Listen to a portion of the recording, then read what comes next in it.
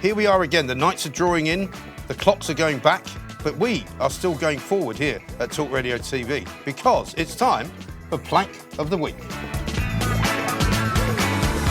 Welcome to our wonderful studios here at News UK in the great heart of London, where it was very dark earlier on today, but I'm pleased to say we've got beams of light shining into the studio because for the first time ever on Plank of the Week, we've got a new guest, and it's Laura Dodsworth. Laura, welcome to Plank of the Week. Hello, bringing the light. Bringing the light, shining the light into the darkness of the grim nastiness that is out there, that is being spread by politicians. Russell Quirk is also here, not to diminish you in any way, Russell, but No. You've been here a lot. I'll just sit in the corner. I mean, I think, the most popular male guest, actually. Really? I think you've been here more than anybody else. Have I? Okay, well, I'll take that. I think that's true, even though we don't really count at the beginning of this year, because during lockdown we only had the same two people, so we'll gloss over that. But anyway, Laura, since you are our first proper guest that we haven't had before, I think we should give you the honour of starting us off.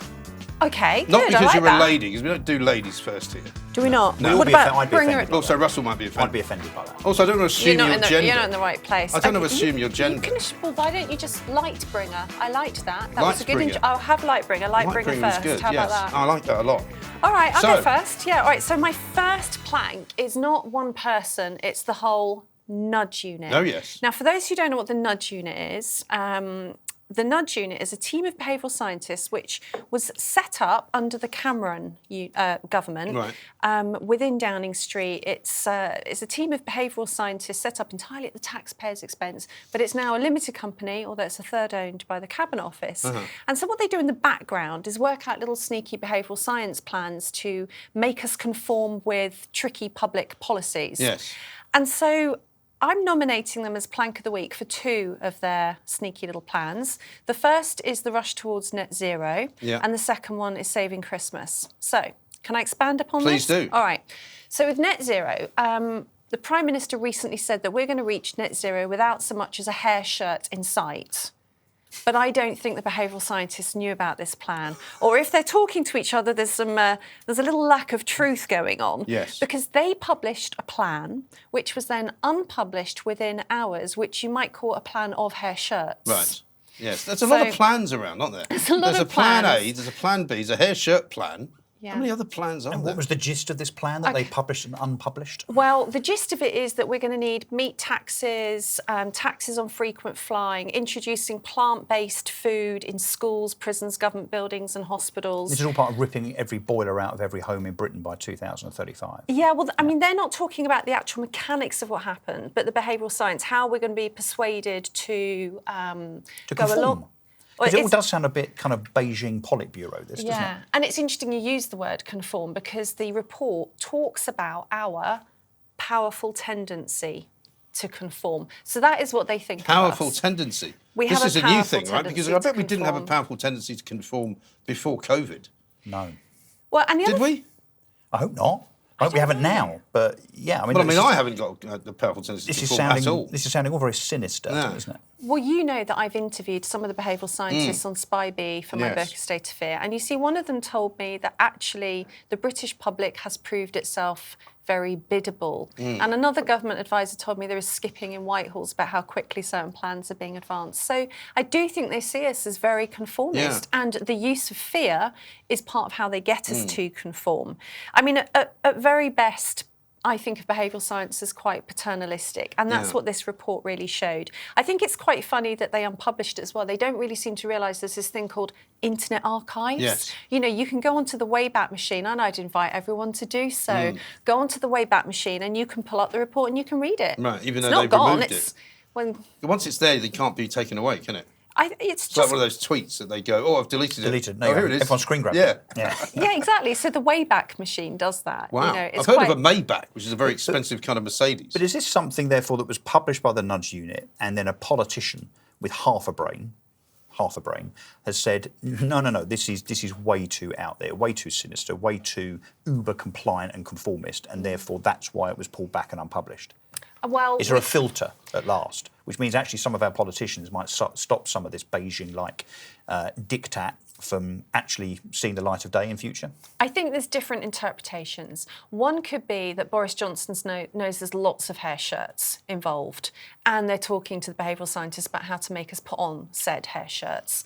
And they don't want us to know about that yet, so they've unpublished the report. The other one is the Nudge Unit are quite likely to be climate zealots. They're that sort of Well, they all are, aren't person. they? I mean, all of these sort of middle-class, work-from-home, champagne socialists, as I call them, all on six-figure salaries, all having very nice lives, thank you very much indeed. They all think the same way. It's almost as though they've been indoctrinated at university to believe in the European Union and how great it is, to believe in climate change, to be worried about COVID. I mean, it's a very odd place to be, isn't it? Yeah. And the other interpretation is the left hand doesn't know what the right hand's doing. That's always, definitely going to be true, isn't it? That's always a possibility. I've always believed, actually, that it's less to do with the conspiracy and more to do with, their inability to actually organise practically anything. Yeah. Which was the same rule pretty much applies for most things throughout history. When they said that Saddam Hussein had weapons of mass destruction, I was like, they can't even make a car in Iraq. I really don't think they've got weapons of mass destruction. And so it proved. If they have, they're not going to be able to launch them. No, because they're going to be wheels. Yeah. But this Nudge Unit thing, isn't it born of Cummings? And I thought, very naively, clearly, that Cummings having been kind of pushed out means that the Nudge Unit was no more. Clearly not. Oh, gosh, Sounds like it's now kind of running rampant, doing its own thing out of control. I don't think it's necessarily out of control. It's very firmly embedded in Number 10, but it is a private limited company. How does it work that it's a private limited company that's part owned by the cabinet? I don't understand how that would work sort of commercially. It's interesting, isn't it? I can't tell you exactly how that works either. It's a third owned by government, a third by Nesta, and a third by the directors of the company, including David Halpern, the co-founder of the unit. Right. I mean, I think that's interesting in itself. It's set up at taxpayers' expense, and they own a third I of discovered NHS, the NHS Confederation the other week, because they were the ones that came out and said that we should be going to Plan B, that we should definitely be, wearing masks and working from home and social distancing. And I looked into this organisation, and they are both a privately listed company at Companies House and a charity, right? Made up of people who are not medical at all. The chief executive of it is a former Tony Blair associate and former councillor, was an advisor to the Blair government, called Matthew Taylor, I think his name is. They're on $250,000 a year. They've got a budget of 15 million, and their job appears to be to procure money for the NHS from the government. And you think, shouldn't the Secretary of State be doing this that? is a bit weird. I think there's a lot of this going on, sort of private-public partnership type stuff. Yeah, and it doesn't. Then you have less transparency as well because the behavioural insights team don't publish their minutes, which at least Spy B did, who are behavioural scientists. No, the Nudge Unit hasn't gone with Cummings. There are actually behavioural scientists in every government department, in the HSA, in DEFRA, in the NHS, in Public Health England. They're everywhere, constantly planning how to mould us into ideal citizens. And the other thing they're doing now is trying to get us behind saving Christmas again. I mean, as soon as I heard that Michael Gove had been jokingly referred to as the Minister for Christmas, I was like, oh no, please don't pull that one out of the bag again. Well, this will take us all to a nightclub and we'll have a good time one night, I suppose. Yeah, but except on your own. You're not allowed to go with anyone. That's the problem. Right, so that's a very good first one, I think. Well done. Russell, who's your first one? Yeah, so my first one is the Art Institute of Chicago. Oh, yeah. Which you might... I don't think that's ever been mentioned before. No, probably not in public at all. But you would think it sounds like a kind of fairly normal, sensible kind of cultural organisation. But it turns out that they've decided to hire some woke consultants, a mob called the Equity Project, to make sure that they were woke enough, I guess, just to make sure that their wokeism was kind of, correct on the scale of woke. And what the consultants themselves decided after a brief kind of look at the business and their volunteers in particular. So you imagine these volunteers that show people around these art galleries and obviously do the whole art history bit, point out what's what and so on. Quite useful people, actually. Well, yes, and all volunteers, right? So you would imagine that the Art Institute of Chicago would be quite grateful of them. But no, they fired them. Wow. They fired 150 of them, 150 of them. Why? Because they're white. They're white? They're white. So the Equity Project, super woke, have said that, look, you as an institute, you're not anywhere near diverse enough. All, inverted commas, or the vast majority of your volunteers are white. Therefore, you've got to get rid of them all and start rehiring. Well, surely you can't hire volunteers if they haven't volunteered. Well, you can kick the volunteers out the door, I suppose, take their passes away, which is seemingly what's happened here, and then go on a recruitment drive to ensure, inverted commas, that the new volunteers that come through the door are, to some woke degree, categorised by demographic in terms of their race, big inverted commas again, correctly. And that's exactly what the Art Institute of Chicago have just done. Yeah. Absolutely astonishing. That is absolutely astonishing. That's a real kick in the teeth for the volunteers. It really is. I mean, I can understand companies wanting their workforces to be representative, to give minorities a leg up. But volunteers... But what's even worse, apparently, the majority of those volunteers were middle-class, wealthy white women. Yeah. Now, it wasn't that long ago where we were all supposed to be, and were, standing up for women's rights. Well, no. That's now, it seems, been shelved, against a backdrop of ethnicity. Yes. So women are out, ethnics are in. Well, maybe they don't like them so much because they're wealthy rather than because they're actually It could women. well be that. It could well be that as well. So. It is absolutely amazing the way things have gone, isn't it? Where you just think to yourself, I wonder about my own kids, getting jobs because, they're reasonably well educated. They'll come from a reasonably good background and they're white. And you'll go, what chance have they got? Yeah, but it's a slippery slope, isn't it? We've heard stories fairly recently, in the wake of what's happening with statues and so on. That was it. The British Library, I think, a few months ago, said that they were going to go around and start taking books out that were perhaps culturally incorrect now, and were written by or positively about slavery and so on. So what we're seeing here is not just history being airbrushed, but society and culture now effectively being airbrushed because of an extreme wokeism that insists that we should have everything correctly. The problem is it's correct in their view, and of course they always tend to be this vocal minority, don't they? The types that refer to on social media and are very, very prevalent in that respect. But yeah, look, we're sleepwalking into something very, very sinister. Yes, and because how can you indeed. correct something by omitting to mention it? Like by taking it out as if it never happened. That's hardly correct. Well, by definition, it's not equality, is it? You're firing people. But it doesn't even make sense because they could have tried to attract more volunteers. Why get rid of the ones they already had? Where's the gratitude towards because somebody them for having somewhere volunteered? wants to make a statement. Well, they want to do it fast. Yeah. They want to do it fast. They want to show what they're doing. That's We want to do this immediately. There's no point in virtue signaling if nobody knows you've done it. So you have to do it. You have make to a show big that statement. you've done something. Yeah, and of course these consultants, like this mob here, the Equity Project, they can hide behind the banner of the Institute itself, can't they? Yeah. So it's not the Equity Project's fault. No. It's not they're doing it. It's the Art Institute of Chicago. Absolutely. Apparently. Well, I'm going to take it way down market, I'm afraid, from the Nudge Unit and the Art Institute of Chicago. I'll go with We're the... so highbrow, aren't we, Russell? We're turning into the South Bank show. I thought it was going to be a sophisticated Paul conversation. Scholes, Yes. former Manchester United footballer. I mean, it's bad enough week to be a Manchester United fan. You're after taking getting it very low. slaughtered 5-0 by Liverpool. yeah. Paul Scholes has been teased on social media. Now, I know you've only just watched it. I have. Possibly one of the most disturbing videos I think I've ever seen.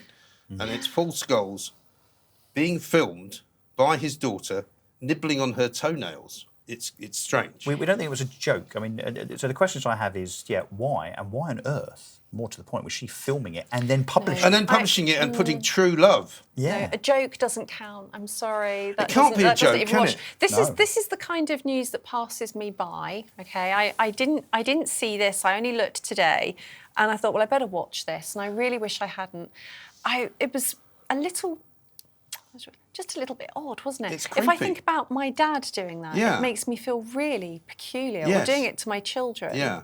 It was really And strange. also, I know that this shouldn't matter, but it kind of matters as well that a lot of the other pictures on her Instagram page are of her, in various states of undress. I mean, I think she's a professional netball player or something like that. But she's How old is she, do we know? She's 20. Right, okay. Right? She's not a kid. She's not a child. I mean, you wouldn't do that to somebody else's 20-year-old. Do you know what I mean? I mean, all I could think about was that scene from Pulp Fiction when they talk about the foot massage. Because apparently he was giving her a foot massage, where they go, a foot massage? And they go, well, how bad is that? And you talk about giving people a foot massage, and you start to think, well, actually, it could be quite sort of intimate, that. Yeah. I mean, I have a lovely memory of some toe sucking. Do you? I've brought it right down from the highbrow now, haven't I? Was that before or after the Duchess of York got caught doing it? Oh. Probably after, right? And please stop right Sorry, there if this I'm showing my involves age. members of your family. No, Please, but sorry. this is my point. There were no members of family involved. That's good. And so It's good to I know. see that video, I'm like, oh no, I can't, I just can't. The trouble It's is, just not right. It's to now an see that image that's in between your head. You can't family. get it out. Well, now, can you? whenever you see Paul Scholes, because Yeah. he does quite a lot of punditry on TV, because he was quite a good footballer, played for England, played for Manchester United. I'm not sure if he's a manager. He was for a while, wasn't he? But now, whenever you see him on TV, that's all you're going to see is him sucking on his, Well, his daughter's toes. If Christmas isn't cancelled, they need some toenail clippers for Christmas. They in certainly that do. house. Well, this was one of the things that Twitter's brilliant for is the way that people put out all sorts of ridiculous memes and little, vignettes. Their responses of things happening. There was a guy biting something. There was, a guy running down the road naked. People were making all sorts of horrendously libelous allegations about their relationship, which I'm not going to repeat. But just don't do it, Paul. I mean, come on. Just don't do it. No. And it's funny because, I teach my children, I bet you've been the same, that anything you put on social media is going to be there forever. The nudge unit needs to know this as well. You can't just put something up, unpublish it and think it's gone away forever. That isn't how it works. So, no, that doesn't just live in my head forever. Thank you, Paul Scholes. But it will live on the internet forever. And you've got to think about these things. Do you know, for the first time, I had to fill out one of those ESTA forms to go to America, the visa thing. The visa thing, and the visa waiver form. And the last time I ignored it, because it wasn't required. This time it was required, your social media profile. Well, they want your handles, do they? Really? Yeah. So they can check what you've been saying? I don't know. Presumably. But I've been approved, so I've got no problem. Surprising. Really?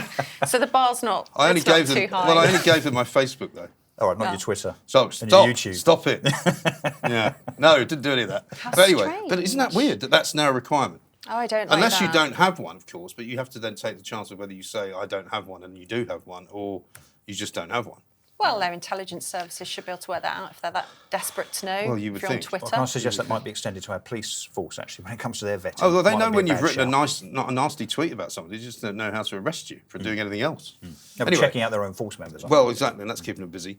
Who's your second nominee, please? Well, my second one is Jacinda Ardern. Yes. She was questioned recently. She's an old favourite. Yeah, has she been here before? She on has Plank of the actually, Week? particularly when she told everyone not to talk to their neighbours, which she did a few weeks back. Yeah, that was a low moment, but we've got another one now. Yeah, go on. I think we've got a worse one. Have we? So she was asked recently about the country's plans to change from elimination strategy to rolling out the vaccine, because it's all changed in New Zealand. And the interviewer put it to her that they're creating two classes of people, the vaccinated and the unvaccinated, and there will be more rights for the vaccinated. And the interviewer's like, oh, but you probably don't see it that way. And then she's got a hand up. She goes, yep. That is the way it is. Yep, that's how we see it. Yeah. You're right. Yeah, I saw it. She's also been in here. Astonishing. She's also been in here before for making the ludicrous statement, which she did about several months ago, saying basically that any information that didn't come from the government about COVID was not trustworthy information, and the only place you could get information about COVID is from the government. Yeah. And you go, oh really? Another person that's clearly been reading too much Chinese politics. Yeah. So this is a woman that seems to be proud that she's creating, in effect, an apartheid. A two-tier apartheid within New Zealand. Well, she gave two reasons. One is to increase vaccine uptake, which is the reason that's being touted kind of quite honestly around the world now. It's a tool to coerce people into something they may or may not want to do. And the other reason was that it was to give confidence. Now, this is the reason that actually really creeped me out, because the madness of the lie that vaccine passports would create confidence or provide safety is the lie that underpins the biosecurity state, and I think it's quite scary. It's more scary even than the segregation. So they're going to be changing to a traffic light system, and when it's red, that means that people who are unvaccinated will have all these restrictions on them. So you won't be able to go to university, you won't be able to use close contact businesses, which are gyms, restaurants, there's probably others, and people won't be able to even meet privately in groups of more than 10. So these are huge sweeping And this includes changes. people, presumably, who can't have a vaccination, rather than those who've just said, I don't want one. I'm not sure if they're going to allow medical exemptions, but the thing is, exemptions haven't really been very popular wherever vaccine passports are rolled out. So, for instance, there don't seem to be any religious exemptions, which there would have been just, in the pre-pandemic era, there would have been religious exemptions for vaccines. So there's been lots of opposition in New Zealand, but not for the same reason as me.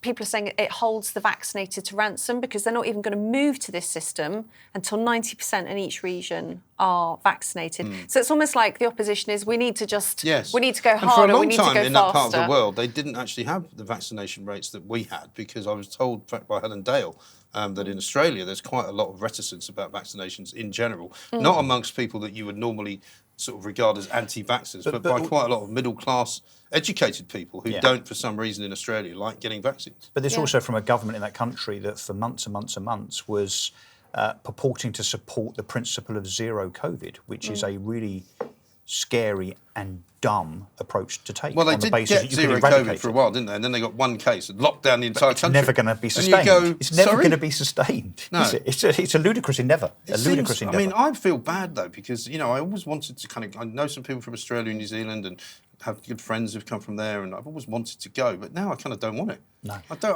want to waste my time going there. Not that any of us will be allowed to for many years. No. by the sounds of it. You know what I mean? Especially not if they check your social media profile and she sees she's been plank of the week. Yes. But She never won it yet though. it was Getting scary. closer, I suspect. This push towards the biosecurity state, the segregation, but more than that, the clip is weird. She's like rubbing her hands. She's literally rubbing her hands. All the body language is kind of off, and she seems really proud about it. And she's talking about doing this to her own country with glee. So she's my second plank I think of the this week. is the trouble with a lot of leaders. Nicola Sturgeon has that same kind of glint in her eye. They really quite enjoy being in charge of everyone. They think they are. Yeah. Because people have allowed them to think that. Whatever Whereas happened to in England, I don't get the sense that Boris Johnson feels like he is in charge because I think he's never been in charge No, of he's anything. definitely not in And charge, he is doesn't- he? That's the he doesn't- problem Yeah, with Boris that's Johnson. right. Yeah. But he doesn't, at least whatever you may say about him, he doesn't have that It's not sinister. zealous, No. kind of zealous look, that No. these guys have. Yeah. He looks more like somebody's chained a puppy to the radiator in the basement Yeah. and he doesn't actually want to give this. Like it's No, a forced that's hostage right, speech. right. Whereas Jacinda looks like the one who's actually holding everyone hostage. She just seems to be enjoying it Oh, too she does. much. Yeah, Absolutely. very Bond villain. Very much so. Yeah. Very much so. And whereas Biden has got this other thing where we notice this thing that he does where he leans forward and whispers and sort of stares. I'm telling you this because it's important. And the world You elects. look a bit odd, mate. The world elects these You look a people. bit mad. I mean, anyway, who's your second one? Talking to Boris Johnson, it's Boris Johnson. Thank you. But not for being a zealot. Segue. No. For a couple of reasons, really. So first of all, given that recycling forms a central plank to this government's environmental policy, really. We've been taught by not just this government but successive governments how important recycling is, and local authorities. I remember when I was on the council, the magic 40% number, super important. Make sure that you're recycling and so on. So we all accept and understand and agree that recycling is quite important. Except Boris Johnson, it seems. Well, you say that we all do, but actually I've never accepted recycling is important. It's kind of a No, thing, but isn't it's it? a thing, yeah. Generally. But I've never believed it. Yeah. But generally, I've never thought that anything ever came good from it. Because I never believed that all the stuff that we put in recycling bins actually was recycled. Oh, no, I agree. They bury most of it. They burn some of it. They send it out ship on some of boats off and it ends up in the Maldives. to China. Some of it gets dumped in the sea. Yeah. And look, no doubt, Laura's Nudge Unit has had a lot to do over the many years, whereby it's been promoted to be something that we should all be doing. But the fact is, you would imagine, as the Prime Minister, as the head of the government, that at least has that as part of their cornerstone in terms of their environmental policy, that he would kind of go with the programme. Until this week, he went to do a school visit. Obviously, he's always in electioneering mode, isn't he, Boris Johnson? And was talking about recycling and basically said to this room full of school kids, it doesn't work. Yes. Now, he called it a red herring. It might be true, right? Yeah. It might be one of those things that we've all been doing, and as you rightly say, it's a little bit academic. It's one of those things that doesn't really solve the problem. The problem is plastic, so we shouldn't be using plastic in the first place. Of course. I wish you'd tell the people that keep making those plastic masks. Instead of telling us to wear plastic masks. But the point being, There's a the mixed message, signal going on the here. message that Boris has now sent out to the world, of course, don't recycle. Don't worry about it. Right. Don't well, worry. I think Boris's general mantra about everything is don't worry about it. Yeah, but he's at It'll be odds. fine. He's at odds with his own government. Yeah, again. I know. But then he'll pretend he never said it. He did he not also tell these kids that we should be thinking about feeding people to animals? By way of, he was kind of trying to make a joke about how we should be less dependent on meats because all part of his new sort of Zach Goldsmith, Carrie Simmons His road to newfound Damascus David Cameron. conversion. His He's newfound now David greener Cameron. than David Attenborough, right? Yeah. Because he can afford to be, although he keeps telling us he's got any money. He was saying that, we should all move to more, plant-based foods, because it's better for the country, better for the environment, better for the planet. Yeah. And he said, and he made some quip, I haven't seen him actually say it in his own words, but some quip about, maybe we should start feeding the people to the animals instead of the other way around. Wow. Okay. This is the Prime Minister of Great Britain, Yeah. ladies and gentlemen. Yeah. Yeah. So I was going to reference the fact that he's... Imagine if he'd said that on Twitter. Imagine what they'd have done with that. Yeah. No, I was going to reference the fact that Lots of people on Twitter would have liked it. he's probably. green and environmental, but yet reports in newspapers over the last few days seem to be chastising him for his use of private jets and the fact that he dumped about 21 tonnes of carbon into the atmosphere within a few days of the G7 and using his mate's jet. I think it's the guy from JCB, isn't it? The Bamford family. Oh, yes. So he's used copious amounts of private jets. Has it got a digger on the front of it?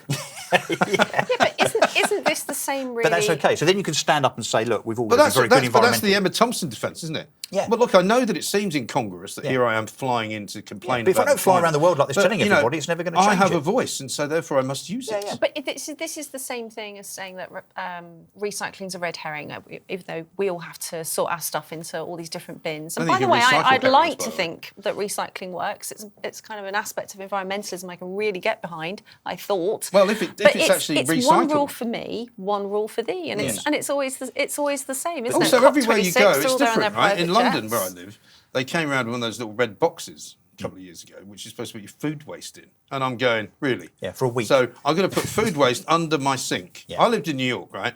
I'm not doing that because if you do that, you'll have cockroaches within a nanosecond, if not rats, mice, and all sorts of other things. And I'm certainly not going to do it in the country because that's where the foxes will come and the rats and everything else. So I'm not collecting food for you. Sorry, not doing it. But then they've got a recycling place where you can put everything. So you can put cardboard, paper, bottles, cans, anything you like in this big thing. Now, you're not going to tell me that they actually take that and separate it out. They don't, right? So they're not recycling the glass. They can't be unless they've got paying somebody an awful lot of money to separate it all. Separate it manually. And I told this story today, there used to be a big bottle bank where I lived in Scotland, and they had 3 separate sections, apparently, for brown, white and green glass. I used all of them because I'm an equal opportunity wine drinker. And I saw them collect it one time, and they just tipped the whole thing into the back of one place. the back of a skip. Yeah.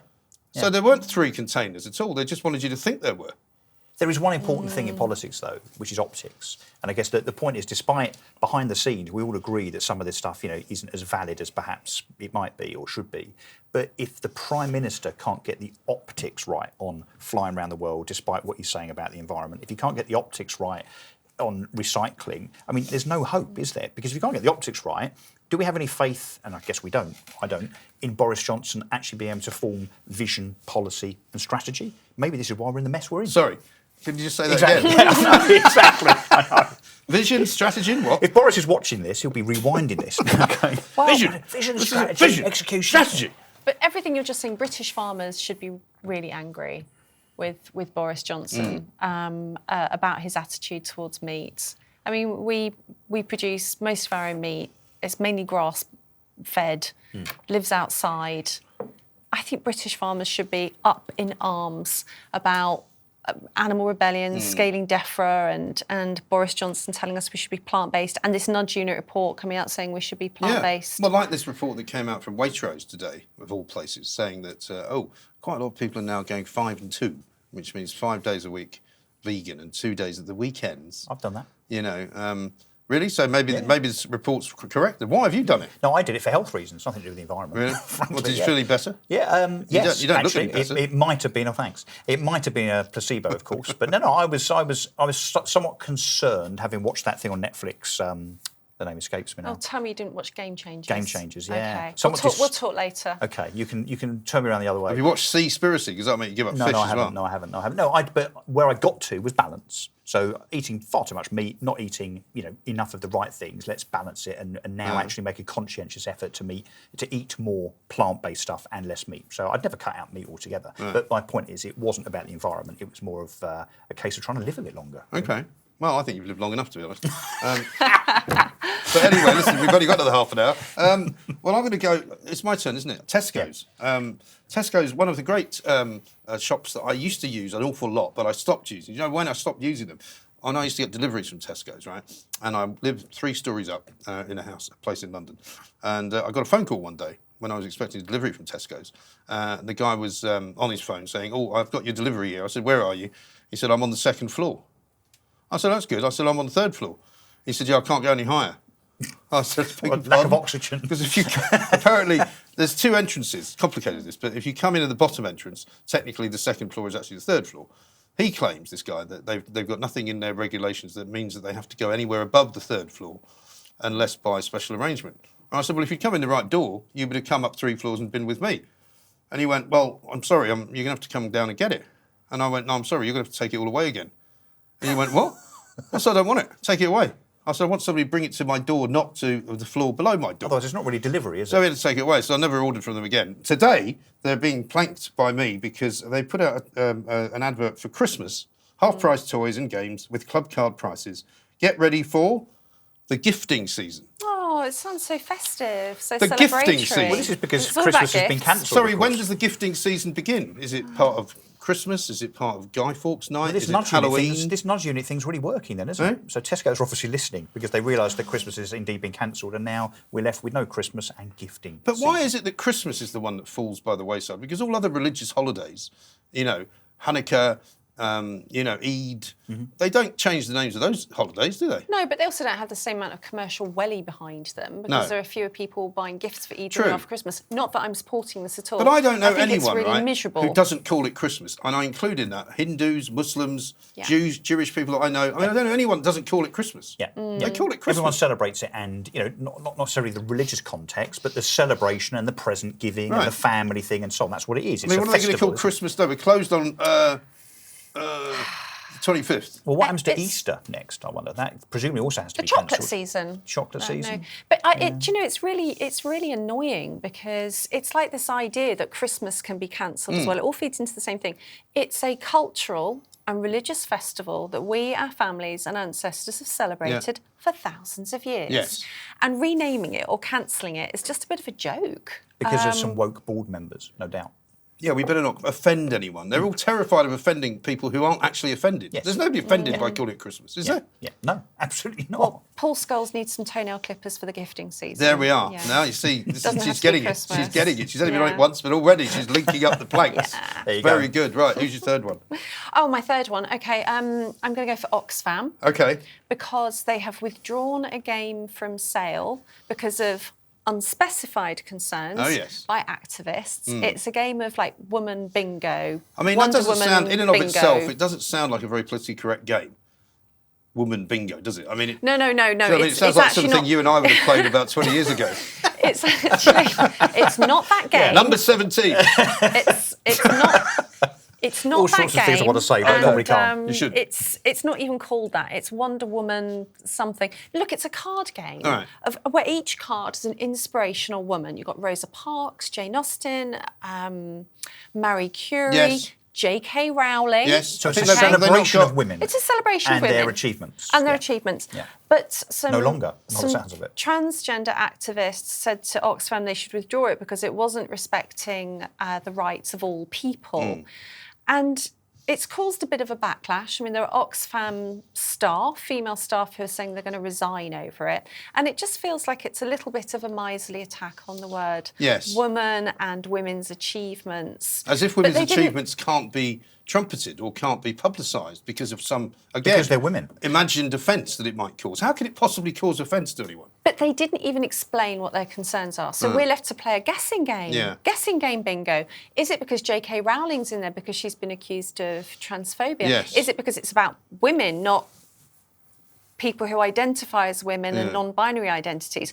Is it because it had a card for the... there was an actress who was called Ellen Page, who's now called Elliot Page. Oh. But she's in there as Ellen Page. Is that... We're just left to wonder what caused offence.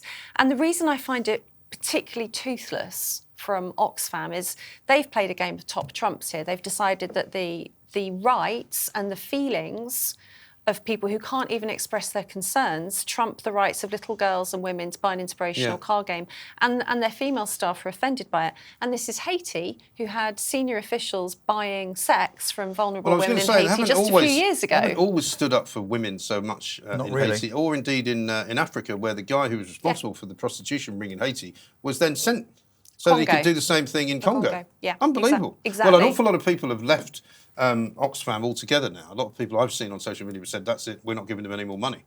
And they've lost an awful lot of money in the past because of the sex scandal. Now they're losing even more. Can I be cynical just for a sec? Do you think some of these businesses, and they're very clever PR agencies, and I say that because that's the background I come from, that a bit like the Iceland CEO a few weeks ago in the wake of the HGV driver shortage and the fuel shortage said, don't all storm Iceland and start trying to, come and get your frozen vol au vents because we'll run out, kind of thing. In other words, the signal being, please come and storm Iceland and, run us drive shelves. Do you think maybe there's a possibility that the clever people at Oxfam have thought, well, if we do this, what then happens is the BBC, Talk Radio, ITV, Sky, and all the national newspapers, and Plank of the Week, of course, start talking about Oxfam like we've just done. I don't think one, they're that clever. Also, two, I think organisations like Oxfam would rather the media wasn't actually looking at what they're doing. Some of these things are so preposterous and so meaningless in terms of the gesture. But you have to remember. No, Russell, this kind of preposterous thing is going on all the time. For instance, not talking about women going for cervical screenings, but people with cervixes. This goes on all the time, and I think it would be a massive own goal for them to do this deliberately just to create column inches and airtime. Also, you've got to remember, because they're a charity. I mean, this really affects how people feel about their brand in a very negative way. I'm just a cynical PR person. Yeah, no, I know. but the thing is, right, that because you don't inhabit their world, you don't realise that in their world this is completely normal behaviour. This is the kind of thing they do all the time. And because they only talk to one another, they think this is a great idea. They think that this is absolutely what they should be doing. And isn't it ridiculous that all these people don't understand why they've done such a good thing? Well, I blame the BBC as well. All this claptrap came from in the first place. BBC, every university in the country, all the places where this nonsense is being trotted out, so that people actually believe it. Well, it's becoming normalised. That's the scary thing. Yeah, absolutely. Who's your third? My third is, for so many reasons, the Labour Party. Oh, yes. First of all, because of their insistence, in a very opportunistic way, typical of Keir Starmer, really, anticipating what's probably going to happen rather than actually wanting it as a policy. Their advocacy of Plan B. Plan B, of course, which is we'll start working from home again, yawn, yawn, yawn, we'll start wearing masks again. Well, they'll wear them anyway, don't they? Except for when they're at their own party conference. And, of course, advocates of vaccine passports, which, of course, have worked so well in Wales, which has one of the highest COVID rates in the Western world. Right. We all now know, and thanks to Boris saying something quite sensible on this week, the vaccination itself, being double jabbed, treble jabbed even in the future, will not prevent infection, will not prevent transmission. So therefore, what is the point of the vaccine passport? But Labour We're going to now... have to change the word transmission, by the way, at some point, in case the trans lobby says that we've stolen by word transmission. 3 months' time, we'll be talking about this on the show. So they're planks because of that, but they're also planks because they can't even be joined up in terms of their own decisions on policies on tax. So this week we've had Rachel Reeves talking about the fact that taxes on energy should be slashed because, and isn't it odd to hear the Labour Party talking about reducing taxes? I know, the world's gone mad. And 2 or 3 weeks ago, Ed Miliband, who's her shadow cabinet colleague, talking about the fact that taxes on energy should increase. So you've got 2 members of the shadow cabinet within 2 or 3 weeks of each other, one saying that energy taxes should come down and one saying that energy taxes should go up. What an absolute mess. Sounds about par for the course. And also, typically, Billy Bragg tweeted out this week as well, just to add insult to injury. Because he helps. No, not because anybody asked him, but he went to some cafe or other somewhere in London and he went, people keep looking at me because I'm putting a mask on and wearing a mask when I'm going into a cafe. I'll tell you why I'm wearing a mask. It's so nobody thinks I'm a bloody Tory. Nobody's going to think Billy Bragg is a Tory. Even if they did think you were a Tory, if you had no mask on, they'd know you were Billy Bragg. So I don't think anybody's in any doubt about his politics, are they? No, exactly. But that's actually one really, really unfortunate thing about masks. They haven't been based in sound evidence, and they've become a partisan virtue signal. Like you said, Labour didn't wear them at their party conference, but they're all sitting there in Parliament wearing their masks, and the Conservatives aren't. Yeah, it's ridiculous. They shouldn't be a political issue. It really shouldn't. But again, back to the same people that we were talking about. They want to wear a mask. They want to work from home. They want to stay in the European Union. It's all the same old stuff. You know. Right. But it's a joke. I've got to say something about the working from home thing, because this gets me really incensed. What they mean is half the population stay at home while they're serviced by the other half who are out working. Somebody's got to be packing those boxes during gifting season nobody in should Tesco be working warehouses. at all, apart from the people bringing me all my stuff. But they haven't stopped to think about what happens to other aspects of the economy that suffer if we all work from home.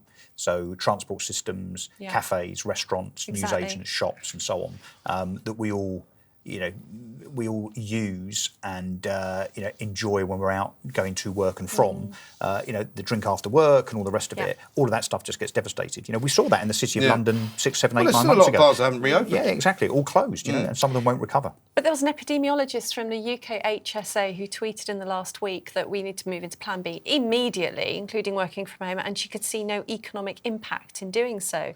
I thought this is why epidemiologists should not be setting policy. No. Because she can't see an economic impact. Well, because it's not their job, unfortunately, unfortunately, to look at the economic implications. Not even think about zero contract hours. But what do these people think happens then in the winter of 2022 and the winter of 2023? I mean, we just literally go into the same mode. As soon as the clocks go back, I guess, what do? We'll just stay at home, somebody turn the pointed out heating to me, off. the other thing that happens is that you get the kind of problems we've got in the supply chain because everything stopped for a while. So it doesn't matter when you restart the it. problems now. There will be problems afterwards down the road when you start to run out of stuff. Absolutely. It's simple. Yeah. Anyway, my final one, Eurotunnel, talking about the EU. Some people still want to go to the EU. I'm one of them, actually. I quite like the Eurotunnel. I've just been. But the trouble is, right, whenever it breaks down, it always breaks down horrendously badly. And this was the first weekend of half term. So for a lot of people, it was the first opportunity to go away. I mean, I'm happening to arrange to go away for Christmas, but if we hadn't, we would have gone away in half term, mid-October, because we didn't really do it in the summer, right? So a lot of people, for the first time, going abroad, 7 hours delayed on the M20. Can you imagine sitting? I mean, this has nothing to do with lorries stacking, nothing to do with Brexit, everything to do with the Eurotunnel having a problem with its overhead wiring. Oh. And you just think, Jesus, really? How was this not anticipated? How was it? And also, how is it that they can't get around it somehow? I mean, they've got 2 tunnels, I think, haven't they? Yeah.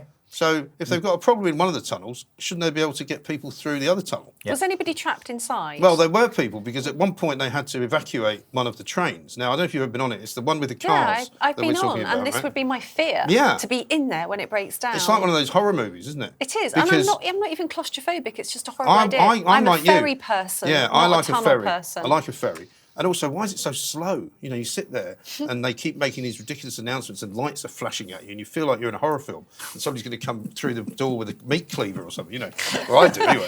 You make it sound so can you nice not go a to bit go on quicker? holiday? But it's horrible. It's like you're sitting in a tin can.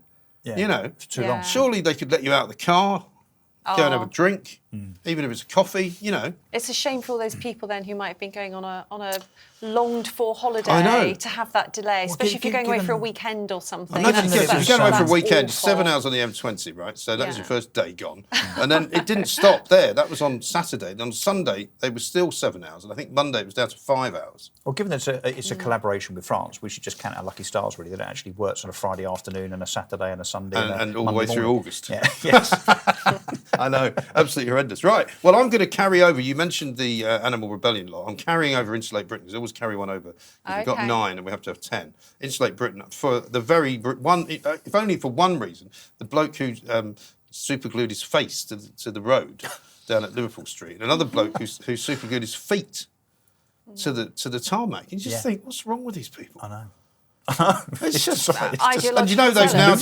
now declared the M25 to be an area of civil battle for the rest of time. Battle. They're basically saying we don't care about your injunctions. So they're going to now. I mean, somebody's going to have to do something properly. Well, it's pretty before obvious somebody gets hurt. what was going to happen. So they were invading the M25. The government got the injunction, which only covered the M25. And of course, what do Insulate Britain then do? They then start parading around and blockading other roads elsewhere, and goodness knows what else. So yeah, look, the problem is just kind of moving, and the government, as ever, are kind of 2 or 3 steps behind. Yeah. I think now there's an injunction. I think on all major roads. They've now got link loads of roads, injunctions, but they don't transport work. infrastructure of all kinds. They don't work. But the police still seem to be standing by, letting them do it. Yeah, I know. Shocking. Someone said the other day, well, they should be fined. And I'm thinking, well, there's no point fining the unemployed, is there? Because Well, some of them they're have got gonna big houses. I think you just take everything they've got, take all their property, stick them in But prison. the law's already there. Cheerio. We have laws already to deal with this. The existing, don't be careful Well, not of what really. you wish for. Be Not careful of really. unintended consequences. We do have laws to deal. Yeah, but I want with. specific laws to deal with these nutcases because they're ruining the transportation system of this country, Yep. and they're abusing the law of protest, and therefore they need special treatment. And their cause is nothing to do with insulating Britain. They're anarchists. They're causing trouble. Yeah. They want to see the overthrow of all government. That's Yeah. what they are. Okay. We know that, don't we? We do. Now we're going to stop because we now have to see who is going to become Plank of the Week.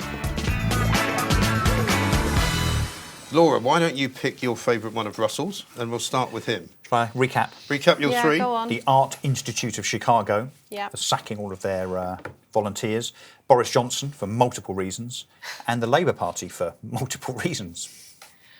I'm going to go for the Art Institute. Because I That's feel good, because that's quite unusual, isn't it? it's unusual. So kudos. It's unusual, and adding a new highbrow element to the show, which is very good. Which I like me. I think That's not what we get him in for, to be honest. He's from Essex. I'm an estate agent from Essex. What do I know about culture? But I think it's actually quite a poignant one because if people have volunteered their time to an institution and that is public service, to be sacked is ungrateful and it's rude, and now they've got to replace all those volunteers with the right people. Well, people being discarded for their skin colour and race. I mean, I think history's taught us, that's isn't it, racist, that isn't it? shouldn't happen. Isn't that racist? Treating people differently on the basis of their race is racism. So maybe it's a type of racism. I just think basically it's very poor manners. It's lawful racism, unfortunately. Yeah. It's allowed. Seems incredible. I It's suppose because rude. they're not actually employed, you can do it because they're, if they were employed, it might be more difficult. Now, I know already, I think, who I'm going to choose of your three, but why not give us the three anyway?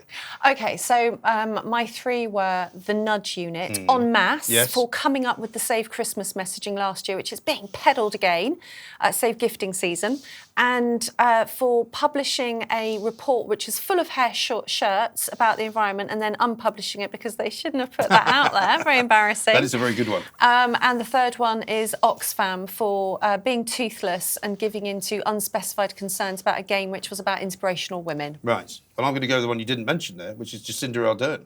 Oh, Jacinda Ardern. Sorry. That's all right. And actually, she's who I'd pick. So the one I left off is my top. Yes. And so I see we've how you did luckily...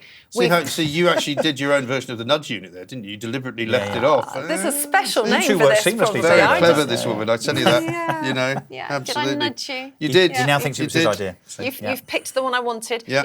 Good. Jacinda Why'd you Ardern, pick- but the Nudge Unit very good as well. Now these will all appear in the top three, but to pick the third one, you need to pick one of these. Yep. Eurotunnel, Paul Scholes, or Tesco.